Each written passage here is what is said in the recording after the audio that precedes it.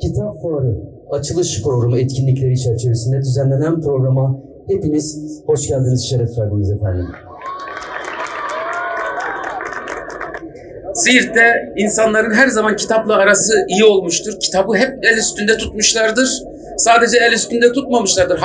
Hayatlarının da bir parçası haline getirmişlerdir. Bugünkü şartlarda güzel bir üniversitemiz var. Okul sayımız bir hayli artmıştır.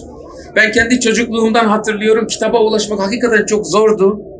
Bir İl Halk Kütüphanemiz vardı. İl Halk Kütüphanesi'ne gidip mesai yapmak zorunda kalıyorduk. İşte kitabı orada okuyorduk, eve dönüyorduk. Kitabı almak büyük bir bürokratik işlemdi. Kitap pahalıydı. Kitaba ayıracak fazla paramız olmuyordu o zamanlar. Ve ebeveynimizin de böyle kitaba ayıracak çok fazla parası da olmuyordu. 9. sınava hasıl olduğumuz bu kitap fuarını ilk defa hazırladığımız zaman maalesef Siirt'te çok ilginç bir olayın hemen akabinde gerçekleşmişti. Siirt'te 6-7 Ekim olayları diye hatırlamak istemediğimiz çok meşhum olaylar olmuştu. Benim kitap okumayı öğrendiğim, sevdiğim, alıştığım kütüphanem, yani tam da kitap okuması gereken yaşta olan çocuklara yaktırılmıştı.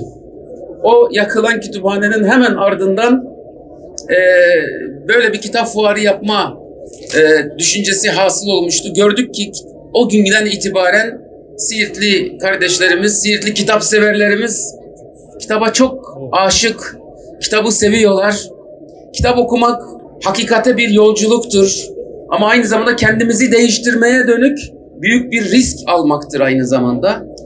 Sevgili öğrenciler, ben sizin gibi küçükken okunacak kitap Siirt'te yoktu. Ben Victor Hugo'nun Sefiller kitabını orta 3'te okuyunca neler çektiğimi biliyorum. Bunun için söylüyorum, kardeşlerim, sizin böyle bir sıkıntınız yok. Ama daha büyük bir sıkıntınız var. Bu bulaşıcı bir hastalıktır. Nedir? Aranızda söylüyorum. Gençler, beni iyi dinleyin. İleride adam olmak istiyorsanız, bu millete, dünyaya yararlı olmak istiyorsanız, cebinizdeki telefondan uzak durun. Sakın kitapları ondan okumayın. Gidin kitap okuyun, görün, dokunun. Kitap kutsal bir şeydir. Allahu Teala Celle Celaluhu isteseydi peygamberine zaten vahyediyordu. O da anlatırdı. Ama tuttu bir kitap gönderdi. Kur'an'ı gönderdi ki biz okuyalım, ona göre hayatımızı tanzim edelim. Bu Müslüman ülkeler ne zaman Amerika'nın, Rusya'nın, bu kafir İsrail'in elinden kurtulurlar? Eğer kitaba sarılırsak.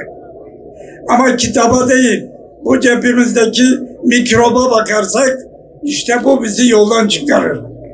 Onun için gençler, size söylüyorum, cebinizde telefon taşımayın, kitap taşıyın. Bölgemizde uzun zamandır sürdürülen en prestijli kitap fuarı olarak bilinen Siirt Kitap Fuarı'nın 9.'sunu büyük bir heyecanla tekrar kitap severlerle buluşturuyoruz.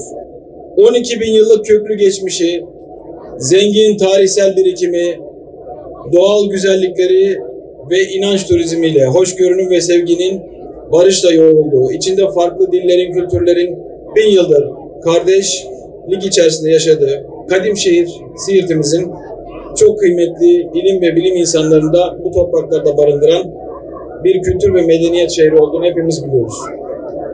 Bu coğrafyada yaşayan ilim insanları bu kadim kentin tabii güzelliğine manevi güzellikler de katmışlardır. Bu kadim şehrin kültürel hayatımızın vazgeçilmez bir etkinliği olarak tescil edilen bu yıl 9.'sunu düzenlediğimiz Siirt Kitap Fuarı artık geleneksel hale gelerek Siirt'le bütünleşmiştir. Bismillahirrahmanirrahim. İqra bismi rabbikellezî halak. Halakal insâne min alak. İqra ve rabbukel ekrem. Ellezî alleme bil kalem. açılışını yapmakta olduğumuz kitap fuarımızdan hakkıyla istifade edebilmeyi bizlere nasip eyle. Kitaplarla bizleri buluşturduğun gibi okumayı ve anlamayı da bizlere nasip eyle.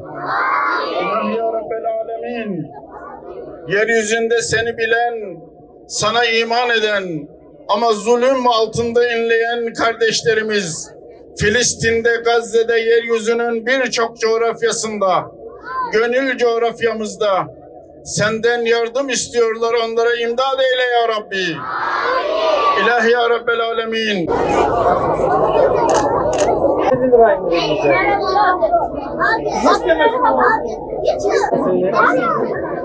Merhabalar, hoş geldiniz Sayın Valim. Hoş bulduk. Nasılsınız? Sağ olun.